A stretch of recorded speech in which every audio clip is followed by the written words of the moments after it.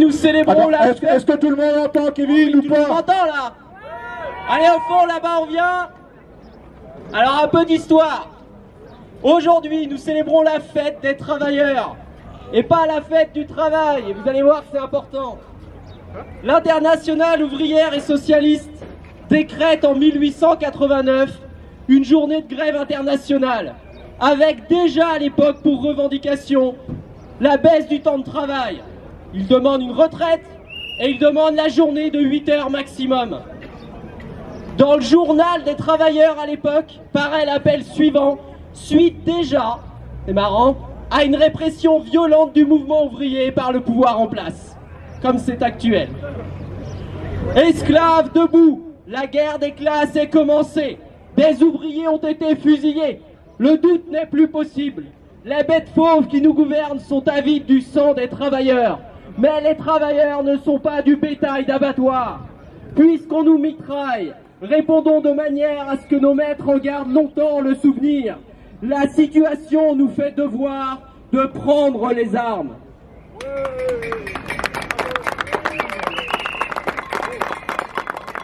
Encore un peu d'histoire. Sous le régime de Vichy, vous avez le droit d'huer quand je dis Vichy,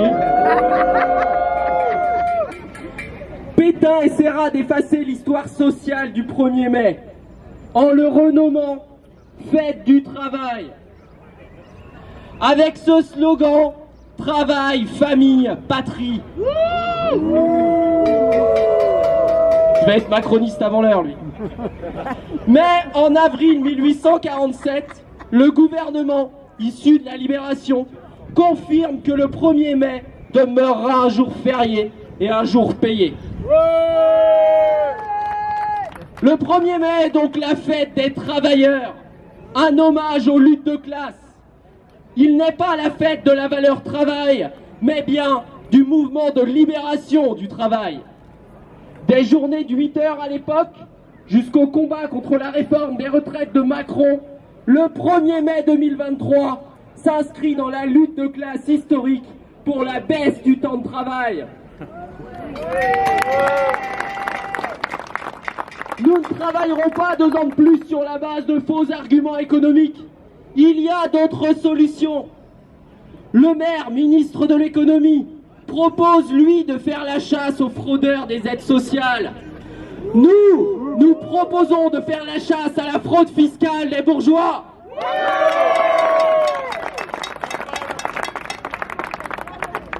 Nous vivons un véritable hold-up démocratique. Le gouvernement se permet même de nous insulter. D'après Darmanin, nous sommes des terroristes. Nous sommes, d'après Attal, des fainéants qui nous déplaçons avec nos casseroles en manifestation car nous ne travaillons pas. Il ose même dire que c'est nous qui ne respecterions pas la démocratie. Comme d'habitude, en Macronie, nous assistons à un véritable renversement du discours. On continue avec quelques dates. Le 3 mai, le Conseil constitutionnel rendra son avis concernant la seconde demande de RIP. Peut-être ce conseil de soi-disant sage se rappellera-t-il ce qu'il est censé protéger, nos libertés individuelles. Le 8 mai, nous commémorons la fin de la Seconde Guerre mondiale. Le Conseil national de la résistance, le vrai CNR, pas celui de Macron, a dirigé et coordonné la résistance française. Et c'est à lui que nous devons tant de nos conquis sociaux, notamment la sécurité sociale, la retraite, pour et par les travailleurs à l'époque. Protégeons leur mémoire le 8 mai en protégeant nos retraites. Quelques dates encore. Le groupe Lyotte, dans sa niche parlementaire le 8 juin, il l'a rappelé tout à l'heure, va proposer l'abrogation de l'article concernant les 64 ans. Peut-être alors se trouvera-t-il quelques courageux chez LR pour représenter la volonté du peuple plutôt que celle de la minorité présidentielle. Et enfin, le 13 juillet, ce sera la fin des 100 jours de calme que Macron appelle de ses vœux. 100 jours, C'est le temps que Napoléon est resté au pouvoir après son retour de l'île d'Elbe. Ce retour s'est soldé par sa défaite à Waterloo et c'est pour lui d'abdiquer. Nous avons donc jusque-là, pour maintenir la pression et faire vivre son Waterloo, à Emmanuel Bonaparte Macron, empereur des casseroles. Allez maintenant camarades, unissez-vous, abusez-vous, soutenez-nous en adhérant au syndicat, en versant aux caisses de grève, soutenez les actions à venir et lisez notre exposition sur le 1er mai tout en profitant d'un pot offert par l'ULCGT de Châteaudun et puis surtout, profitez du groupe Narcose. Allez, bonne fête des travailleurs à tous. On lâche rien. On lâche rien. On lâche rien.